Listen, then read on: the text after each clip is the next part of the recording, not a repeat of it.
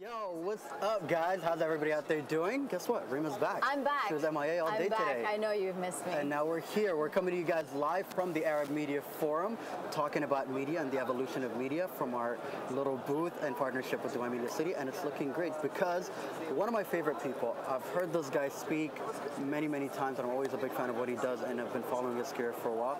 And the whole business and U-turn and a leader in media and the future of media and paving the way for us because it's so confusing and I don't know what to do. Tell me about it. Yeah, and so I think one of the things that I always admire about the work that you do with U-turn and even on a personal level is that you're really genuinely paving the way. You go where people don't go and you establish relationships that don't necessarily exist in order to pave the way for content creators like us.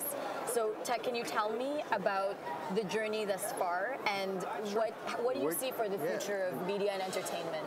Very good question. I mean, let's start with the easy one. Yes. What we've done so far, because the second one needs a lot of thinking, if you will, and predictions.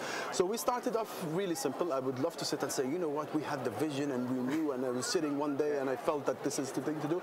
The reality is none of that. The truth is as simple as one thing leads to another. I have an advertising agency, I have a production house, and what we really wanted to do genuinely was to work with the young content creators. We wanted to produce content from Saudi youth to the Saudi youth.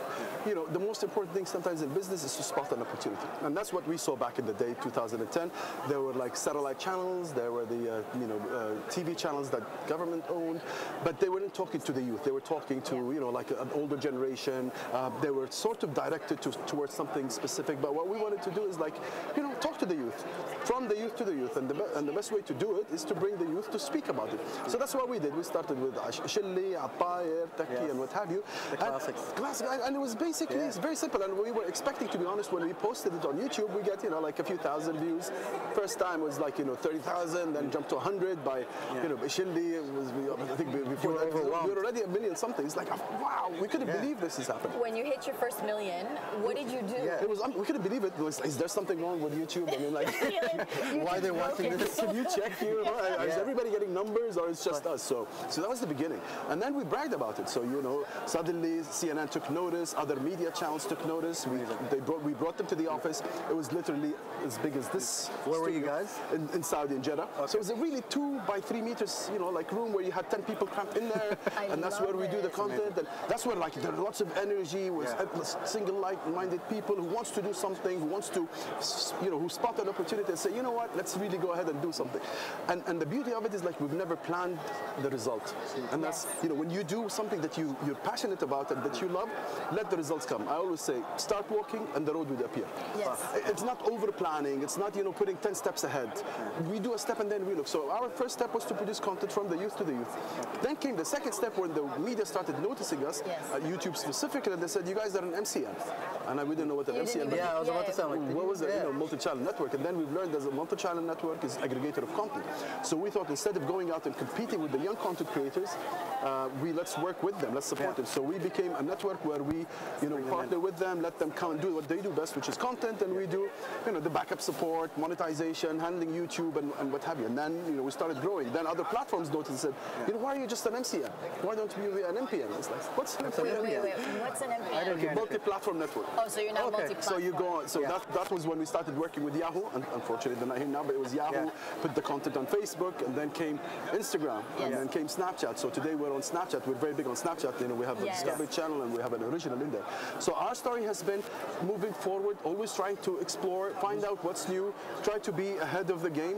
And what's more important than being ahead of the game is when you have people who are supporting the industry, the likes of you and all the other content creators. Because if nobody came into this industry, we would have been alone, and there would be no trust in this industry. It would have not been an industry. It wouldn't have been an industry. It would have been just a passion project. So a lot of people say, it's like, what are you doing with the young content creators? Are they competing with you? Are they taking away, we say no. It's the whole community that works together, because our fight is not against each other.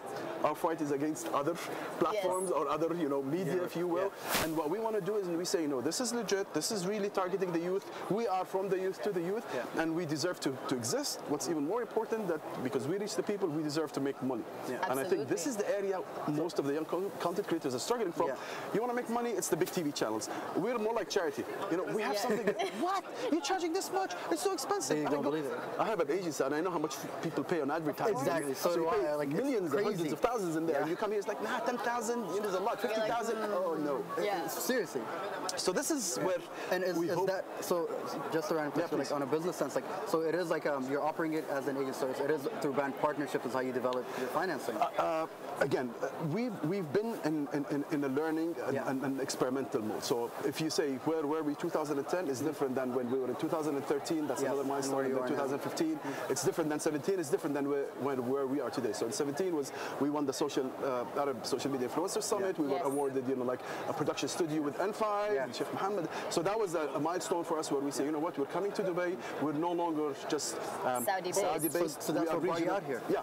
Okay, nice. And so now we're regional, and the reason we wanted to be regional because most of the media, digital media, like the YouTubes and the Googles and everybody's here, so you want to be close to them. Yes. And then our market is Saudi, so we want to be close to our content creators and our fans. Now we're moving ahead to another milestone whereby we've managed to get investors, international investors, to be able to go back to basics, which is creating original and good content, regardless of the platform. So a lot of people say, oh, you guys use YouTube. I said, no, we're not YouTube. No. We started as YouTube, but we're not YouTube, and we're not just Snapchat. Today we're doing content for TV, and we want to do content for streaming. So we don't have it yet, but I hope soon we do content for Netflix or for Amazon. We're not there yet, but I think if you ask where we want to go, I think that's where we want to go, and I think this is where the future of all content creators. You need to be agnostic of the platform, and you need to be smart to know which platform to use. So if you're a startup, very cost effective, very easy to do, startup YouTube, Snapchat, Instagram. They're amazing because you get to know yourself, your audience get to know you, and you get to develop your character and your personality and the type of you want. And then you can find other companies that see you, wants to invest with you, or want to sponsor you, or you find out that you have another idea for a bigger content, then you get investment on it, and life goes on. I think the minute you think you've reached, that's where you stop. We can keep on going. We never stop, and every day is better than the day before. We do have our own share of failures. I mean, a lot of people think it's like, you guys are successful. And I say, yeah, we're successful. We haven't seen the tears. Because we failed. Because we had our learning. Because we made a lot of mistakes, so we've learned from those mistakes. But lucky, other people's like, okay, so that's what you're doing, let's follow what they're doing. And, No, but I totally, like, there are days, like I remember I'd walk into Reem's office, it's 1 a.m. He'd lie down on the ground. I'd lie down on the floor and I'd contemplate life for a minute. Where am I going? What are we doing? And then I'd start crying and like, you know what? Is this right? Like, why did I think this is a good idea? What am I doing here? You know what? I'm the perpetual optimist, and I'm just like, you know what? If we wake up tomorrow and it all fails, we had fun. Had something. Exactly. We had fun, and we had the pleasure and the privilege of telling our stories. And I think so. We're sometimes dubbed the Arab digital generation. Do you feel like that there is a future generation that has a voice that's different than the one that's sort of being built now? I think by default, the generation that's coming is a revolution versus the previous generation. So this Gen Z, there is a revolution. There is, I would say, what was it, Gen X and Y and Z. They were an evolution to where we are today. I think Gen Z today is the revolution because they're born in a totally different world, where access to content is at a fingertip. Internet is all over the place. Anywhere you go, there's Wi-Fi. So they're coming into a world where communication is so easy, where they can reach the whole world at the fingertip, and we gotta understand this. So you cannot fight this. You gotta, work with it, make the best for them, but not fight it as they, like we need to still have our own demographies. But we can't, because the thing is that like we had different rules of engagement in our time, coming from that analog to this digital, and we had to learn these things as adults, whereas to them it's native. I mean, overnight they can be a broadcaster. I mean, he can reach his, and you see that. I mean, a video that goes viral suddenly gets, can you imagine an egg getting, the egg. What was it, 52? Yeah, the one on Instagram. It was the most popular. And that's it. It's just It didn't have a brain. It didn't have, it didn't have actual existence. But that could happen. So if you say what are the rules of the game, I'll tell you there are no rules. There are no rules. The rules is that there are no rules. But for you to learn, it's like you gotta try. And you'll make it once. If you try to mimic the egg again, you're not gonna get it. This is something I talk about a lot with some of our partners, or even sometimes like our clients. It's that they ask us like, but this is what we need. These are the numbers. I'm like, I can predict, but I don't know. I was like, I have no idea. Imagine an egg would get that much. Yeah, I'm like, that's case in point. Like, let's try an egg, but I don't know if an egg is gonna work again. That's the other issue. Like, you never know. You know do what you can. You said the secret worked. Yeah. Let's try. Yeah. I think one of the issues I face with clients or brands, they're afraid to try. Back in the day, I would understand why they're afraid to, because they would spend an arm and a leg to produce a piece of copy, TV, and then air it on TV with millions of dollars. Today, the cost is really low. So go ahead, produce, post it. Doesn't work, take it off, put another one. With that much money, I think every day you can post something new. But I don't know why brands are still hesitant to invest. And you get excuses like, you know, our brand value. You get another excuse like, yeah, but this doesn't match us, or this is too risky, or this and that. But that's the whole idea. You're talking to a new generation that does not play by the old rules. So if you're going to play with the old rules, guess what? It's not going to work. I completely and agree. nobody knows the new rules, so might as well. Because they're being written as we progress. Exactly. We're making it up as we go. Of making history. And that's what we sometimes say. We want U-Turn to be part of the making history. We don't know it, and we never claimed we did since day one. But all what we say is like, you know, we keep on walking, and every day, as you rightly said, we'll wake up. What's the best thing that we can do today? Exactly. That can help us. Yeah. And never give up. It's just trial and error, and you learn across the way. I think that's the thing. The amazing thing about, I think, the environment we work in is everyone has the potential to be an entrepreneur. Absolutely. The word is overused, but I believe to own your own destiny. You've been given the tools to do that from the day you were born. Absolutely. You know what I mean? And not necessarily everybody has to be. I mean, that's what you say. It's overused. I mean, some people say, I want to be an entrepreneur. Why? Because. It's a journey. It's not a destination. There's no understanding of the purpose. The objective is not.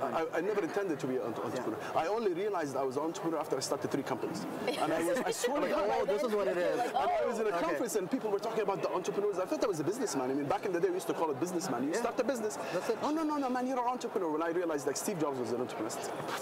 This guy owns billions. But then you realize what an entrepreneur is and say, oh, so I'm an entrepreneur. And then, but you're right. And now we're good. It was never my objective until today. I mean, I just happen to be an entrepreneur, and I would still want to support young entrepreneurs because I think it's an exciting thing. But this doesn't mean it's cut for everybody. No, it's not. And if you're not an entrepreneur, it doesn't mean you're a bad person. Absolutely. Like you're going great before your day. Like you got to understand that, you know. But the thing is, I think there's whether you want to be an entrepreneur, a content creator, whatever it is you want to call yourself, it always goes down to purpose first. Like, why are you doing this? Yes. If you have a very distinctive, clear answer of why you want to do it, it could be as simple as I want to make really cool videos. It could be that simple. But if that's why you want to do it, go ahead and do it. Yes. And if you don't know what you want, try so many things. Do amazing videos. Go do amazing dishes and cook for the family. Go tell amazing stories. I don't know. Go try to trade something. But don't sit do nothing. Do something. Exactly. The worst thing could happen to a person when he does nothing and cannot discover himself or explore himself or explore what he's good at, and then 30 years later it's like, I wish I did it, and that's the worst could happen. It's a very real issue. I think don't do nothing, do something, and that's the core. And don't copy others because, oh, my cousin did it and he did it so well, or I don't know. Doesn't mean it's for you. Exactly. But try it. But don't go, if it didn't work, it means like something's wrong with you. No, there's nothing wrong with you. You're not cut for that, but there's in Arabic they say, كل ميسر لما خلق له. Each person is destined to what he's born for. So I believe in that a lot. People are born for a reason. You know, find out that reason, find out that mission, find out that task. It's not easy. If it was easy, we'd have all been Steve Jobs. It's true. But go figure it out. Whether you're a philanthropist, whether you're a business person, whether you're an entrepreneur, whether you're, a do-gooder, even us, like in one household, we're very different. So I'm the eldest, but like I took this path in my life. My other brother is an engineer, and now he's in supply chain. The other one, at the age of 6, he knew I'm going to be a doctor. Now he's the top of his class in med school. Mashallah. Lucky guy. But they knew what they wanted. I was so lost. I'm an aerospace engineer at some point. Let me try medical school. Let me try this. Eventually, somehow, I tripped and fell into this. I'm like, it's your destiny calling. I like this. You're I get this. This I know how to do. You are attracting it. And somehow it was natural, So. You guys have been in this journey, of 12 years right now? We started, I mean, again, what a lot of people don't know, think it's U-Turn that started. I mean, I started with Full Stop Advertising back in 2002. That's right. Yes. I forgot about that. Which was an ad agency in Saudi where, back in the day, advertising were multinational and outside Saudi. And even the ones inside Saudi didn't have any Saudi. They didn't have Saudis working for them, that's true. In 2008, I started Made in Saudi Films, a production house. And then 2010, where U-Turn came. So a lot of people see just U-Turn, but the background was... There's a trajectory I started, over time. Although my background was an engineer, so I was an engineer. And then moved to marketing, and then moved to media with NBC doing a show. And then, so there is that journey. People only see the final or where I am today. But if you look back, I went through that until 2010, where I spotted the opportunity and tapped into it. So it's not something that just came out of the blues. It was a build-up of experiences and equipping me. Maybe if U-Turn came, 7 years before that, I would have probably not do it because I don't know advertising. So there's a right time. And then you got to read the signs. Okay, so here's the thing. I know these conversations tend to highlight like the grades or like these journeys that we've been through. What were some of the most challenging things where you kind of the lowest of the lowest moments you've been through? So monetization usually comes, so I remember a moment where you pay the salaries and then the finance comes and says when I have salaries for the next month. And to me, that's like, that heartache is you know, so heavy. and I'm responsible on people, you know. Yeah. It's not just me, it's my family, you feel the wife and kids, employees who are there, they're starting their life. Yeah. So usually that moment is a killer. Yeah. And again, you know, you always go and focus on what you do best, and money comes. I'm not saying it's that easy, but you but get in to. a way I totally it is, understand but in a way that. it is, because it creates an energy. I don't know how to explain Because that, but there's a momentum that gets built up. In the worst moment of defeat, and you feel like that's it, I don't know what to do anymore, subhanAllah, sometimes it's just this call that comes out of nowhere. Yeah. Wallahi, That kind of fixes all of that. So many times, this is like, I don't know tomorrow how I'm going to manage this. Yeah. You wake up the second day, subhanAllah, it's managed. You're calling it, you're attracting it, you're focusing on it, but something happens. And that is a belief. Yes. And I think as an entrepreneur, you need to have that belief, because if you don't have that belief, you'll attract the negative. And what I do is like, you know what, my answer was, when the next time for salaries come, let me know. So now I have 30 days to focus on everything else. Exactly. And within, I think it was 15 days, we had another project, money came on time, and another. It happens. So this was really bad. The other usually low points, like when you invest on somebody and you think, you know, they're part of the team. This is the one. And then suddenly, and I do understand where they're coming from. Either they see themselves, they have another opportunity, or they think they outgrew, or you know, conflict in the interest of. And then after it's like, and you think that's where your whole life or your company depends on. But then again, guess what? They take you in the world with them. Yes. Life goes on, you know, things happen, you get other remember people. Me? Let's see. You never know. So this is the other thing. So that's why I tell you, I've learned that, you know, keep walking in the road with the peer. As you go, you will find opportunities. Just make one step, look for opportunities, be positive. I know it's very difficult. I get my low days, you know, I get days like I hate myself and I hate this whole thing. But this doesn't last. If this lasts, that's a problem. But it's natural for it to happen. You know, my advice is like, it happens, and I used to know how to deal with it. So, khalas, I go end my day, I literally go sleep, but wake up the second day as if nothing happened. I agree. When it drags with you, first day, that's when it becomes. You need to change something drastic. Absolutely. So small changes, if you can wake up in the morning and nothing's wrong. Big changes if it lasts for a long time. But nonetheless, we will have tough days. So, and I hate to say it, like people think it's going to be rosy. There will be tough days. I mean, this is part of life. We'll have big blows. We'll fall down. We'll have tough days. We'll have our share of problems. I mean, one of the if you want my third law, usually when you do something amazing for the country, you think, you know, I've contributed so much, and then people come and start questioning your intentions. How do you manage that? Because that's something I don't think I would handle very well. At the beginning, I used to go fight and try to defend. No, excuse me, if you think this, check, I've done this video to support the country, and I've done this in the government, I've done this during the era of I don't know who. Yeah.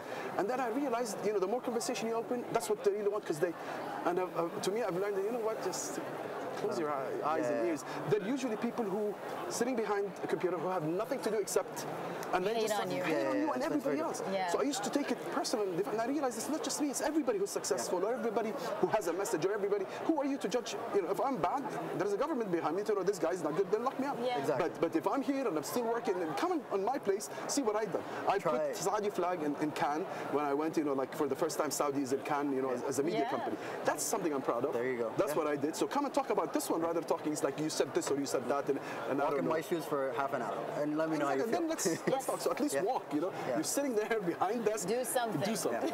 So you'll get that. But I think each person needs to know himself and how to deal with it and how to. And family, of course, plays a big role. You know, like when you have a supportive family and you have people next to you, and then your employees or colleagues, if you're good with them, they will stand by you. If you're bad, you'd find everybody running away from you. So you gotta be good. And in the end, to be honest, it's all, you know, what you do reflects on you. So if you're genuinely good, with good intentions and good and working well, you will get. But if you're bad, trying to rip people off or trying to, trust me, it won't work for long. Your intentions are always going to come through. Yeah. They will organize it. So now, are your doors open for young content creators? People that try to reach you? Always. How do people get in touch with you? How do they find you? Where are you guys? The problem, I mean, again, is because I want to support a lot. So I usually, like anybody who comes, and then I go back to the office and say, Kaswara, okay, but don't get us 10 people at the same time. You know? Yeah, exactly.